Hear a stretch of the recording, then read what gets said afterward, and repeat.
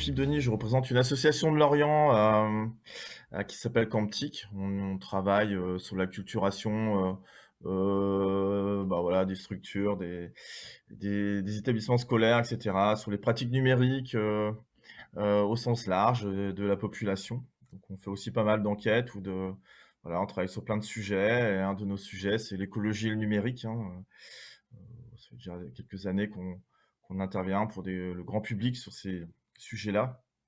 Et nous, sur le territoire d'Auray, on est un petit peu connu parce qu'on est en partenariat depuis presque, je sais plus, 3 4 ans avec la Fabrique du Loc, où on organise, ce qu'on appelle des controverses numériques. En fait, on parle un sujet de société sur les pratiques du numérique et on essaye avec un invité ou une invitée de parler de plein de sujets. Et il y a une petite surprise pour, la fin de mon intervention parce qu'il y aura on proposera un sujet, le mois prochain sur, l'écologie et le numérique, en tout cas. Alors notre sujet en tant que tel, donc le numérique responsable. Ce qui voudrait dire que le numérique, en ce moment, il est, carrément irresponsable. Ben, c'est pas faux. Alors je vous fais, comme ça marcherait bien, ou je peux vous le faire en, diaporama à partir du début, voilà, comme ça. Parce que le numérique, est très, très utilisé en ce moment et bah, par toute la population et dans le monde entier, des milliards de personnes qui utilisent des outils numériques et ce numérique pollue énormément. Donc cette question a été, évoquée par pas mal d'associations, de structures depuis longtemps et dont le Ecoinfo, le collectif du CNRS, dès 2008 avec une sociologue qui s'appelle Françoise Berthoud.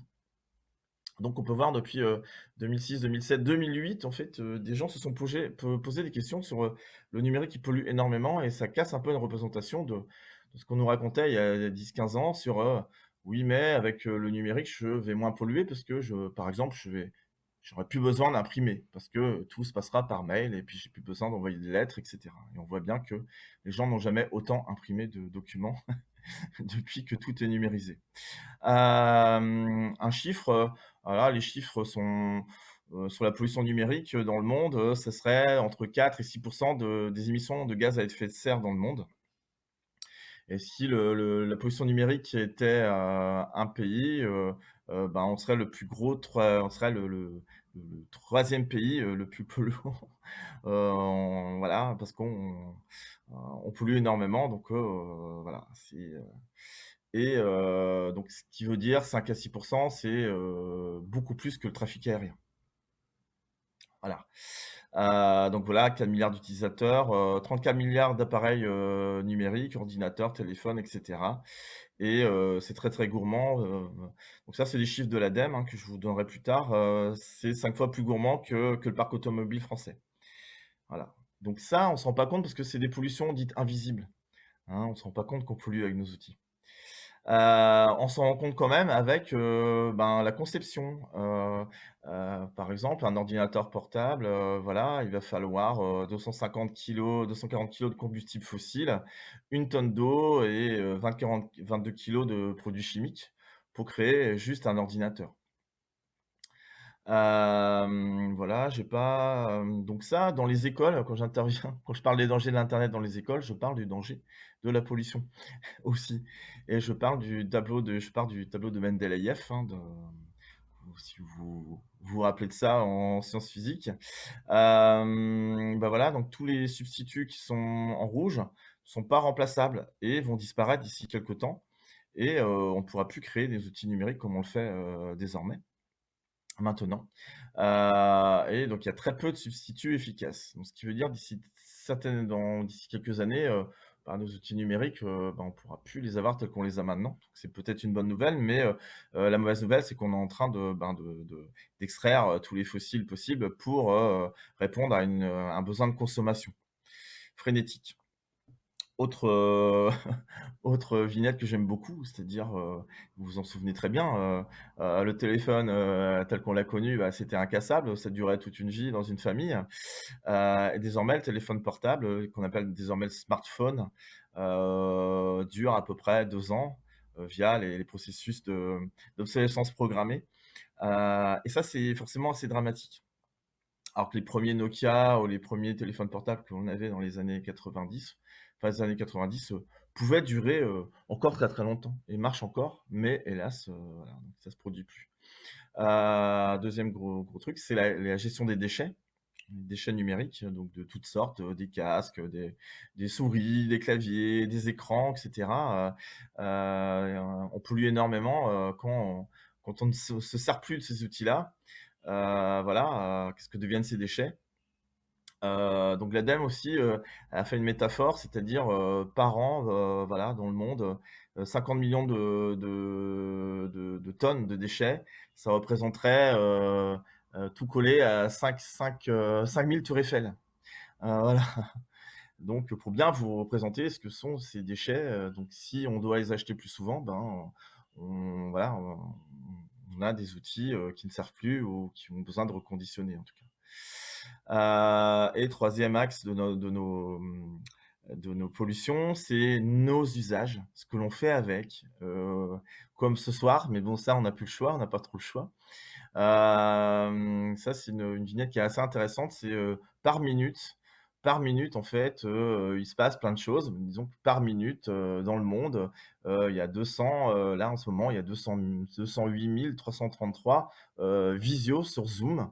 Voilà, et il peut y avoir, 404 000, 400 voilà, plus de 400 000, vidéos Netflix, 1 000 000 de requêtes, sur Google et cetera et cetera et cetera. Des achats sur Amazon.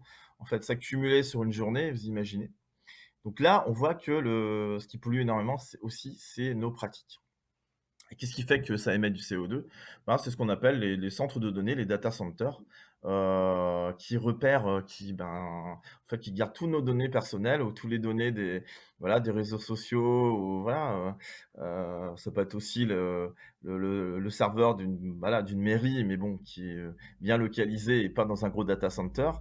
Mais, donc tout ça, c'est en surchauffe et pour, éviter la surchauffe, ben, on va mettre de la clim, de l'air conditionné et cetera pour, refroidir. Et ben, qui dit climatisation dit, effet de serre, et émission de CO2. Voilà, et ce qui pollue énormément, c'est les vidéos en streaming, en ligne, quand vous regardez Netflix ou des vidéos YouTube. C'est vraiment un des usages qui pollue le plus. Voilà, donc toujours des quelque chose qui peut-être va vous marquer un petit peu plus. Par exemple, si j'envoie un mail à quelqu'un avec une pièce jointe, et ben, c'est l'équivalent que d'une ampoule qui reste allumée pendant 1 heure. Donc une ampoule, je sais plus de combien de watts, mais voilà, donc c'est pour vous montrer des images vraiment de rien qu'un petit mail, un envoi d'un petit mail, bah, ça peut, polluer énormément. Voilà. Et plus concrètement, hein, pour le monde associatif ou pour les particuliers, c'est la consommation d'électricité. Et oui. Très paradoxalement, hein, l'équipement le moins consommateur d'énergie, c'est le smartphone. Et le plus, ce sera la box. Hein, la box, c'est internet plus télé. Donc j'arrête pas de dire aux gens, ben, le soir, coupez vos box si possible. Ça permet de vous faire, des économies sur votre facture, d'électricité. Voilà, et puis, ensuite, voilà, les écrans. L'écran de télé en lui-même, en mode veille, il consommera pas beaucoup, mais autant tout éteindre, autant éteindre sa télévision. Donc ça, c'est des sources que vous pouvez retrouver sur des sites qui s'appellent Green IT ou l'ADEME. Mais je vous donnerai des références après. Autre sujet, ben, voilà, on nous promet monts et merveilles de la 5G. Je dis ça parce que j'ai animé pour la mairie d'Auray un un débat sur la 5G, en décembre. Et bah, la 5G va pas améliorer la situation, va plutôt, exacerber des besoins de choses ce qu'on appelle la smart city, c'est-à-dire, une ville, hyper connectée avec des capteurs un peu partout, des capteurs sur les voitures et cetera pour prévenir s'il y a des bouchons, un parking intelligent, c'est-à-dire, bah, tiens, il reste tant de place, vous pouvez venir et cetera. La domotique, des besoins dans les hôpitaux, pourquoi pas, mais en tout cas, on y va tout droit avec la 5G. Donc là, pour le moment, notre téléphone, c'est avec la 3 ou la 4G, mais la 5G, c'est quelques gigas de plus, de la vitesse sur la vitesse. et surtout, ça répond à un besoin, de ce qu'on appelle les objets déconnectés, l'internet des objets. Par exemple, une appli pour courir, voilà, pour savoir le nombre de kilomètres que j'ai fait et puis, tracer mon parcours ou, avec une montre connectée ou alors les caméras de vidéosurveillance. En fait, c'est des choses qui explosent complètement dans les collectivités et bientôt la voiture autonome, pourra être conduite avec du réseau 5G. C'est pas prêt du tout, mais, dans les voilà, dans le courant 2025-2035, ce sont des choses de plus en plus courantes. Alors voilà un petit état des lieux très, très rapide parce que j'ai pas beaucoup de temps, mais pour vous effrayer un petit peu et puis surtout pour se rendre compte des vraies situations. Alors qu'est-ce que je peux faire en tant que citoyen et qu'est-ce que vous pouvez faire vous, en tant que monde associatif ou voilà, ou juste particulier? Ben, c'est ce qu'on appelle et il y a beaucoup de gens qui travaillent sur ces questions-là, du numérique responsable, éthique et surtout sobre, donc du concept de sobriété numérique. Comment, mieux utiliser le numérique? Moins l'utiliser, mais mieux. C'est ça surtout, c'est pas de tout couper. Je suis pas un militant de: «On va tout arrêter, on va faire des journées où on arrête d'aller sur internet», mais ça résout pas le problème. C'est plutôt, comment faire pour moins polluer, au fil de mes besoins, parce qu'on en a besoin, on peut pas tout couper, peut-être la nuit pour dormir. Donc je vous ai, fait une petite liste non exhaustive, de petits conseils et astuces à faire au quotidien, si ça vous intéresse. Alors, 1 chose, alors c'est pas forcément dans un ordre logique, mais en tout cas, j'ai essayé de vous proposer une petite dizaine d'exemples. C'est de mettre, de pas laisser ses ordinateurs allumés dans les bureaux de l'association, voire même mettre en veille si c'est possible, mais surtout éteindre et débrancher. Je dis ça parce que moi j'habite près d'un centre d'affaires à Lorient et la nuit en promenant mon chien, parce que j'ai le droit, hein, avec une attestation, je passe derrière des bureaux et qu'est-ce que je vois? Des fois le week-end ou pendant les vacances de Noël, voilà le bureau allumé, mais allumé 24/24, hein, avec l'ordinateur, avec l'écran allumé, avec le beau, logo de Windows allumé. Ça c'est, je trouve ça assez irresponsable, en tout cas. Soit ils payent pas la facture ou, des gens qui s'en fichent royalement, ou ça peut être un accident, mais en y passant régulièrement, c'est un peu comme les devantures de commerce, des fois la nuit dans des rues qui sont pas du tout passantes, voir des devantures ouvertes avec de la lumière à l'électricité, ce sont pas des choses, voilà, très, très, très, très intéressantes. Voilà, donc débrancher, les chargeurs, mais pas que, mais ne pas laisser un outil en charge tout le temps, mais en tout cas, essayer d'éteindre et débrancher, ces outils. 2e chose, un peu plus liée à nos habitudes de recherche, c'est, taper soi-même les adresses internet. Ah, ça peut être long, ça peut être long à écrire et cetera. On n'a pas le temps, ça va très vite, mais on veut aller encore plus vite que vite. Mais, je pense aux bénéficiaires de la CAF, longtemps le site de la CAF a recommandé de taper soi-même sur la barre d'adresse 3W ou faire caf.fr plutôt que passer sur le moteur de recherche de Google, parce qu'il y avait des liens, qui hameçonnaient ou des liens, en premier choix qui n'était pas du tout le site de la CAF et c'était des sites d'arnaque ou de piratage. Voilà, donc c'était pas forcément intéressant pour ces gens-là, mais au moins apprendre à taper soi-même ses adresses ou alors repérer des adresses et de classer ça dans des favoris ou aller dans les historiques en fin de compte, pour, ses adresses préférées ou des adresses qu'on a consultées il y a pas voilà, dans un temps déterminé. Pourquoi? Pour éviter d'aller sur, le moteur de recherche très, très connu de Google. Pourquoi? Parce que bon, si je cherche le site de la mairie d'Auray, par exemple, si je peux taper ville-d'Auray.fr, je pense que ça va marcher. Mais si je vais sur Google, je vais taper mairie d'Auray, mais ma requête va partir en Californie et revenir, de chez moi à Lorient pour aller sur le petit serveur de la ville de Ré, ce qui est de même dommage. Donc là, avec ces pratiques-là, on pollue énormément. Mais si moi-même je vais saisir l'adresse et la source de l'adresse, déjà j'apprends à connaître une source d'adresse, voilà, je maîtrise mon information et surtout je vais moins polluer. Éviter aussi autre chose, maintenant nos navigateurs internet, style Chrome, style, Firefox sont capables d'incorporer des dizaines de fenêtres ouvertes en même temps. Ça, c'est à éviter, c'est à proscrire. Ça sert à rien d'avoir, 15 fenêtres ouvertes. Bon, on peut avoir son mail ouvert plus, sa visio et puis peut-être, autre chose si on arrive à être polyvalent, mais ça, c'est compliqué pour l'attention. Mais évitez d'avoir, pléthore de fenêtres ouvertes parce que ça fait chauffer les serveurs, l'air de rien, de vos services ouverts. Vider sa boîte mail, vider les mails qui ne servent à rien.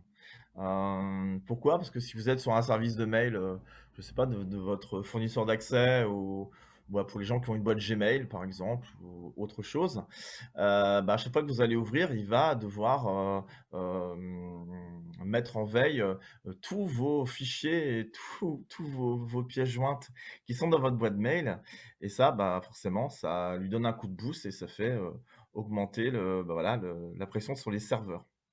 Voilà, donc ça, il faut faire le ménage dans sa boîte mail, quoi qu'il arrive, ne serait-ce que, pour éviter que des gens regardent si s'il y a des gens mal intentionnés et cetera ou si vous perdez votre mot de passe, voilà.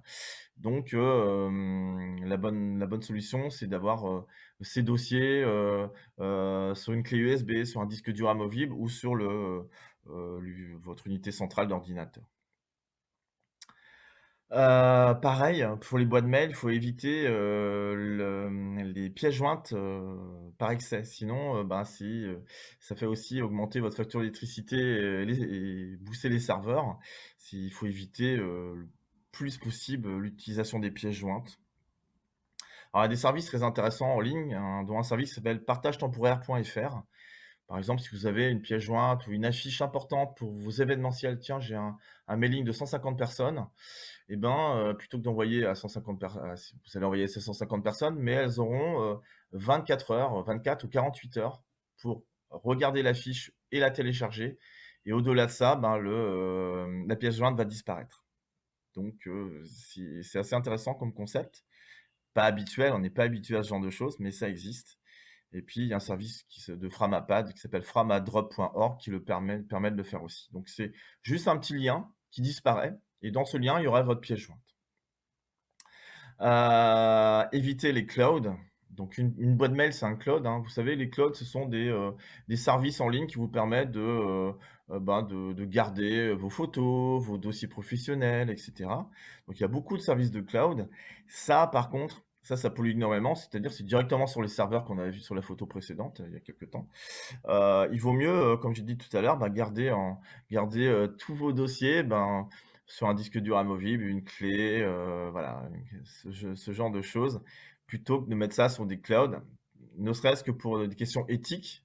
C'est-à-dire que si vous prenez un cloud de Google ou autre, ils ont le droit de regard sur ce que vous avez posté et ils font des copies de tout ce que vous avez, quoi. Ils peuvent, les distribuer après à des partenaires, sans demander votre avis. Mais l'avis, il était dans les voilà, donc quand vous vous abonnez à ce genre de choses, il y a une clause, un contrat de 300 pages, il faut tout lire avant de s'engager parce que, dans les services gratuits comme ça vous appartient plus entre guillemets. Voilà et pour nos associations, c'est un peu compliqué de faire ça.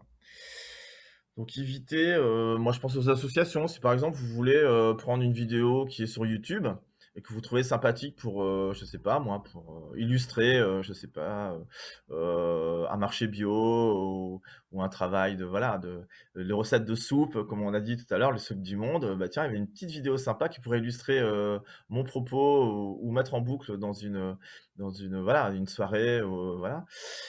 Plutôt que passer par internet, vous avez plutôt intérêt à télécharger la vidéo et le mettre dans un format de lecture, tout simple qu'on appelle le MP4, hein. Vous connaissez très bien le MP3 pour l'audio. Le MP4, c'est la vidéo et votre vidéo, elle est sur votre ordinateur, elle peut tourner en boucle, mais vous êtes quitte de passer par les serveurs de YouTube qui appartiennent à Google et les faire tourner et avoir besoin de l'internet. Voilà, donc ça, évite à votre ordinateur de perdre de l'énergie, de la batterie et ça voilà, c'est des petits réflexes à avoir au fur et à mesure. Mais si vous voulez quand même regarder des vidéos YouTube, et évidemment on le fait tous, vous avez dans leur paramétrage de la qualité de la diffusion d'images. Vous savez maintenant que ça peut aller dans ce qu'on appelle la haute définition, du HD, du 4K. Donc je vois pas trop l'intérêt, de regarder des vidéos dans voilà, une telle, solution, de qualité d'image. on peut réduire la qualité de l'image pour avoir quand même l'information et lire une vidéo, de manière, complètement, voilà, de bonne qualité. Enfin même pendant le premier confinement, je crois que Netflix ou YouTube ont enlevé tout ce qui était HD parce que leur serveur ne était incapable de pouvoir, suivre les demandes de tous les utilisateurs d'internet, quoi. Voilà, donc éviter ce genre de choses, si possible. Donc télécharger, ça je l'ai mis et puis, bah, là, comme j'ai fait, pour éviter, que ma box pollue trop et que ma Wi-Fi, bah, avoir d'une mauvaise qualité voilà, de visio avec vous, j'ai mis mon ordinateur, je l'ai mis en filaire, c'est-à-dire, une prise RJ45, que j'ai, ouais, collée à ma box et puis à mon ordinateur portable. Ce qui fait que, ben, dans toutes les études, c'est montré que ça polluera moins ou ça va manger moins d'énergie, par le filaire plutôt que par la Wi-Fi. Voilà. Moi, je suis sûr que ça marche avec le filaire, en tout cas pour les quelque chose de concret aussi pour votre smartphone, si vous avez, téléchargé, 150, applications et que vous en servez pas, enlevez-les. Parce qu'à chaque fois que vous allez ouvrir votre téléphone, votre smartphone, lui, il va mettre à jour votre smartphone et voilà les applications et voire même, les mettre en route sans que vous soyez au courant. Donc économiser, de la batterie en ayant le moins d'applications possibles, en tout cas celle qui vous sert le plus souvent. Après vous pouvez les remettre plus tard. Pour éviter aussi de gaspiller de la batterie de votre smartphone, il faut couper la géolocalisation. En tout cas, moi, ce que je vois, c'est quand je mets ma géolocalisation, ça me fait perdre énormément, d'autonomie de batterie dans la journée. Bah, sauf si vous avez besoin de la géolocalisation pour vous retrouver dans une rue une rue, d'une ville que vous connaissez pas, vous voulez partir d'un point de chez vous, en voiture. Si vous n'avez pas de GPS intégré à votre voiture, voilà, vous aurez besoin de votre géolocalisation, mais à éviter au maximum. Et puis aussi des possibilités, d'utiliser des visios. On aurait pu aller sur Jitsi Meet par exemple, qui est un logiciel libre plutôt que d'utiliser Zoom, qui est très, très populaire, mais qui est très gourmand sur nos données personnelles. Voilà, il y a plein, plein de choses, possibles. En tout cas, plein d'outils, éthiques et libres qui sont à votre disposition et qui font le boulot. Et puis, je pense beaucoup à la Fabrique du Loc et puis, des install parties, qui ont pu avoir lieu, qui auront lieu. C'était aussi bah, là, j'ai un ordinateur qui est vieux et puis il marche plus très bien, bah, on peut lui donner une seconde vie plutôt que d'en racheter un neuf avec des systèmes d'exploitation en libre ou alors, acheter des téléphones d'occasion comme le Fairphone, c'est un aux Pays-Bas, voilà, donc il y a plein, plein de possibilités. Voilà, donc si vous voulez aller plus loin dans ces questions-là, il y a un super livre qui s'appelle «Sobriété numérique, les clés pour agir» de Frédéric Bordage, voilà et puis, 2 ressources de l'ADEME que vous pouvez télécharger, c'est «La face cachée du numérique», réduire les impacts, numériques sur l'environnement et surtout éco-responsable au bureau, qui est pas mal. Ça peut être aussi éco-responsable, dans mon association, donc des petites fiches pédagogiques, téléchargeables en PDF, hein, dans les deux cas, voilà. Et puis nous, on travaille aussi avec une association qui s'appelle la FING, basée à Paris, qui sont en train de se dire depuis 2 ans, «Quel numérique voulons-nous demain?» On veut, un numérique, citoyen, responsable, voilà, et nous, on veut me faire reset. En fait, on recommence tout à zéro et puis on va essayer de travailler sur plein d'angles de citoyenneté, dont, la sobriété numérique. Voilà, donc c'était ma petite présentation, donc on pourra vous me recontacter via ce mail, si vous voulez aller plus loin.